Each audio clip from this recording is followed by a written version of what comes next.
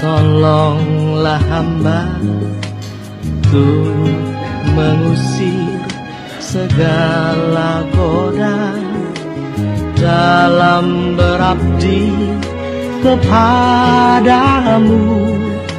Tanpamu tiada daya bagiku.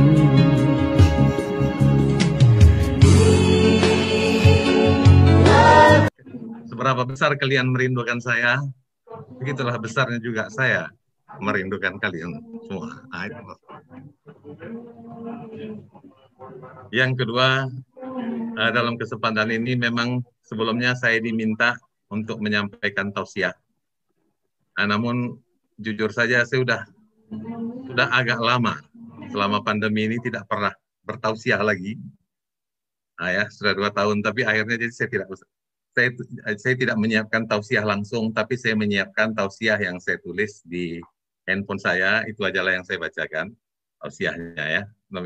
Namun lebih kurang tausiah ini tentu berisi hal-hal yang tetap saya tidak lupakan, yang saya ambil daripada tausiah-tausiah yang mulia Ayahanda Guru Profesor Dr. Haji Qadirun Yahya ketika beliau berfatwa tentang Hari Idul Fitri. Sedikit banyak itulah yang akan saya sampaikan, walaupun tentu juga menyikapi hal-hal yang dialami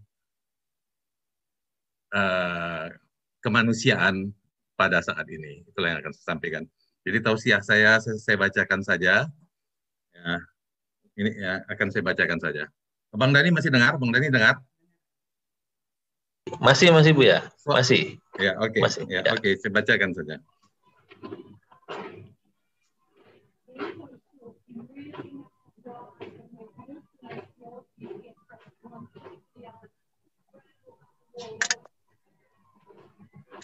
Baiklah, saya akan bacakan. Yang pertama kali saya sampaikan bahwa pada pertemuan yang berbahagia ini, walaupun melalui virtual meeting, melalui Zoom meeting, yang pertama kali ingin kami sampaikan kepada seluruh peserta virtual meeting, keluarga yang mulia Ayahanda Guru, saudara-saudari, para ikhwan dan uhti pengamal zikrullah Tarikat Naksabandiyah Al-Khalidiyah, serta murid-murid yang saya kasihi. Saya mengucapkan selamat Hari Raya Idul Fitri 1 Syawal 1442 Hijriah. Minal aidin wal faizin, mohon maaf lahir dan batin.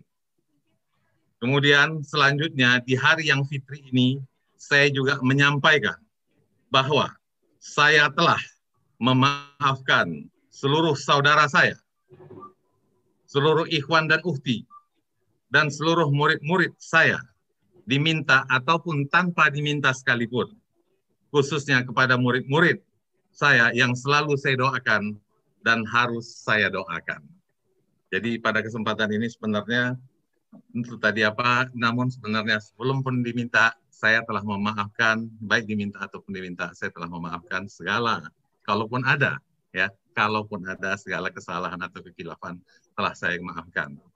Dan bagi murid-murid, tentu sudah saya maafkan, di mana murid-murid ini adalah suatu sebenarnya guru itu ada hadapnya terhadap murid ya. Murid ada hadap terhadap guru, tapi juga guru ada hadap terhadap murid. Apa itu? Guru harus selalu mendoakan murid. Itu sudah merupakan ketentuan ya. Jadi saya selalu mendoakan murid-murid dan tentunya juga para ikhwan dan uhti. Minimal ada 3 doa minimal yang harus itu didoakan, yang selalu saya doakan.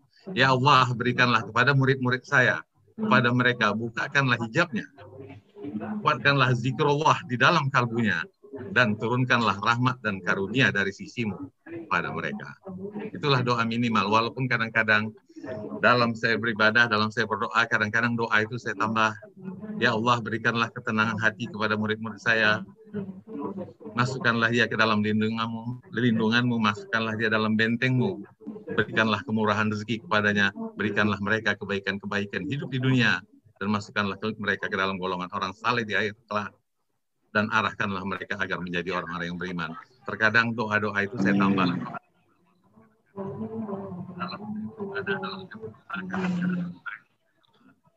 Masih termute lagi Bu ya? Mohon ampun, mohon izin, masih termute. Tadi termute lagi. Ya, halo? Ya oke. Oke. Ya, udah dengar lagi ya? Udah. Nah, jadi sekurang-kurangnya itulah doa yang tetap saya sampaikan kepada seluruh murid-murid, juga para ikuti. Ya, saya ulangi lagi. Ya Allah, bukakanlah hijab daripada pengamal zikrullah ini. Kuatkanlah zikrullah dalam kalbunya, dan turunkanlah rahmat dan karunia dari sisimu kepada mereka. Ya. Itulah kira-kira yang selalu saya doakan kepada para ikhwan dan unti dan seluruh murid. Kemudian selanjutnya,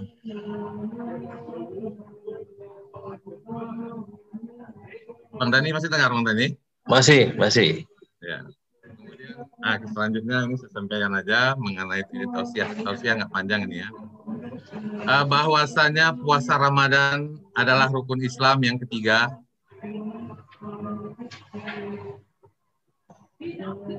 Puasa Ramadan adalah rukun Islam yang ketiga yang selama sebulan penuh kita ditempa mengendalikan hawa nafsu, latihan, menahan diri, dan sebagainya.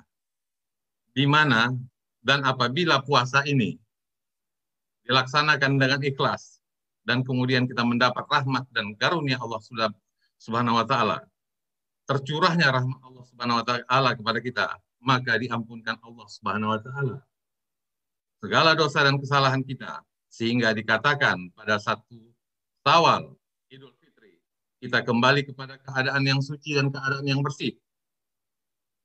Suci bersih seperti bayi yang baru dilahirkan. Namun itulah makna puasa. Namun inti daripada puasa itu sendiri adalah meningkatkan ketakwaan kepada Allah Subhanahu wa taala.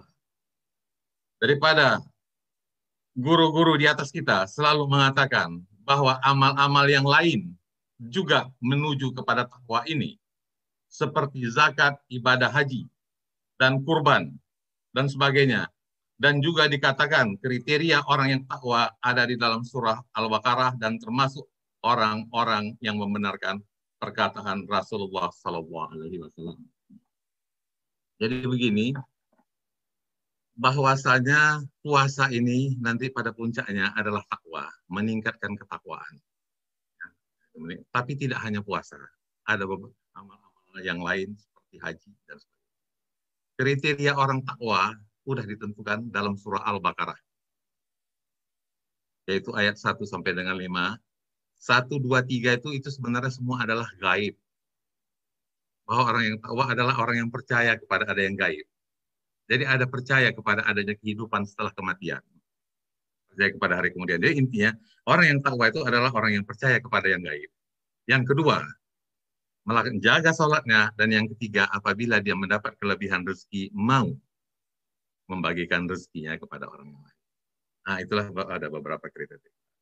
Cuman juga ada, kalau saya juga selalu melihat, di dalam surat Az-Zumar, nah itu ada suatu kata-kata, bahwa sesungguhnya yang takwa itu adalah si pembawa kebenaran. Dalam kurung Rasulullah, Nabi Muhammad, dan orang-orang yang membenarkannya. Nah, saya selalu mengambil yang ini. Tapi bukan ini artinya mentiadakan yang lain. Inilah jalan yang paling pendek. Mohon maaf, Bang Dani, mana nih? Siap. Nah, ya, mohon maaf, ya, sorry. Bahwa ini sebenarnya kalau mau dilihat, ini adalah jalan yang paling pendek. Ya. Bahwa orang yang takwa, sesungguhnya yang takwa itu adalah membawa kebenaran. Nabi Muhammad, sebenarnya hanya Muhammad. Untung ada kalimat di belakangnya yang membuat umat ini mempunyai celah peluang. Kalau nggak ada, sebenarnya nggak ada yang lain sebenarnya. Yang takwa itu hanyalah Muhammad, si pembawa kebenaran. Dan orang-orang yang membenarkannya. Sebenarnya inilah jalan yang paling pendek.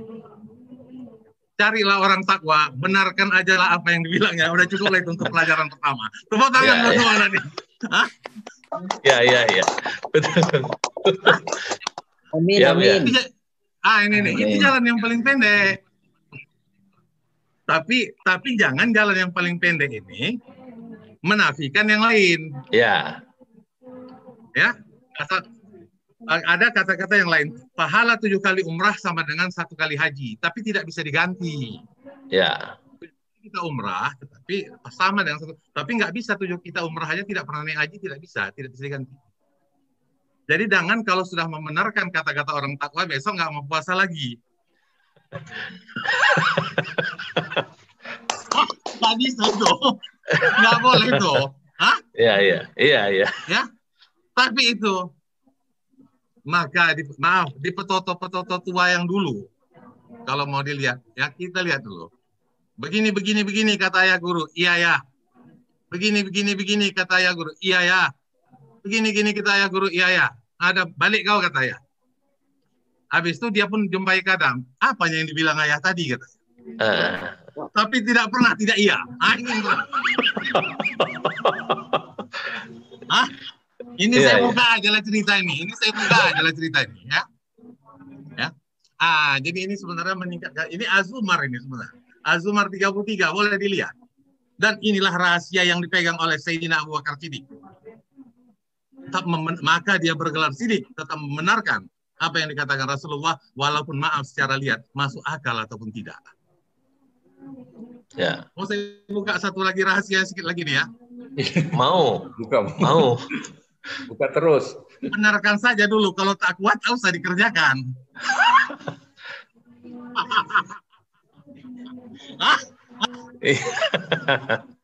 Ini rahasia, ya. Rahasia. Ya. Ya. Benarkan aja, itulah dia. Ya. Kata-katanya boleh dilihat. Cuman jangan perkara ini menafikan yang lain ya. Ini masalah takwa ya. Nanti masalah iman, masalah ihsan dan lainnya itu apa? Itulah kira-kira yang mengenai hakim. Jadi jalan takwa tidak satu. Yang pertama puasa, tadi juga zakat, juga haji dan apa semua, itu semua jalan takwa. Namun dikatakan ada 8 pintu menuju surga. Salah satu pintu itu adalah memang diperuntukkan bagi orang yang melaksanakan ibadah puasa. Ya. Itulah dia. Walaupun semuanya nanti ujungnya takwa. Ya. Kita lanjut sedikit. Dan demikianlah bahwa demikian juga kriteria orang takwa yang dalam surah Al-Baqarah, yang dimana termasuk orang yang membenarkan, mempercayai apa yang gaib dan menjaga sholatnya serta mau menyisihkan sebagian daripada rezekinya untuk orang lain. Kemudian juga sebenarnya adalah orang-orang yang membenarkan apa-apa yang dikatakan oleh Rasulullah SAW. Kemudian masalah puasa ini juga disampaikan oleh guru-guru di atas kita, mengatakan bahwa setiap rukun Islam bila dilaksanakan sesuai dengan rukun dan syaratnya, di mana kita berabid kepada Rasulullah SAW, maka akan menghasilkan ma'rifatullah yang maha akbar. Jadi ya, kondisi puasa adalah kondisi yang subur untuk kerohanian. Bila fisik melemah, batin atau rohani mulai sensitif atau mulai subur. Dikatakan juga bahwa akhir dari yang zahir, awal dari yang batin, akhir dari fisika, awal dari metafisika. Apabila fisika melemah, batin menguat. Selanjutnya, itulah dia maksudnya. Jadi begini,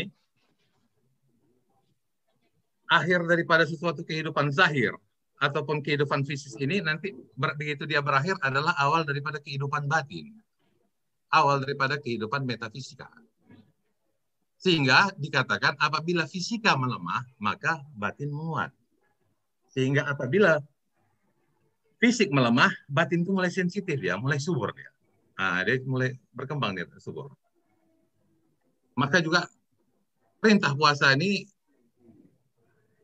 tercantum dalam Al-Quran di surat Al-Baqarah 183, telah diwajibkan atas kamu dan orang-orang sebelum kamu untuk melaksanakan puasa. Jadi sebenarnya bukan umat muslimin aja, sebelumnya pun sudah diwajibkan. Jadi kenapa?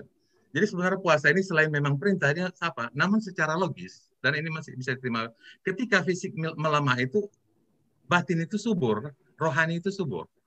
Sekarang permasalahan dia sudah subur. Cuman ketika subur, apa yang mau ditanam? Ketika lahan sudah subur, apa yang mau ditanam? Kalau semangka ditanam, semangka yang akan datang. Kalau pepaya ditanam, pepaya. Bagi pengamal zikrullah, yang ditanam adalah mendekatkan diri kepada Allah, mengagungkan asma Allah, mengisi dirinya dengan zikrullah, maka akan berbuah ridho Allah yang akan datang. Ridho dan kasih sayang Allah yang akan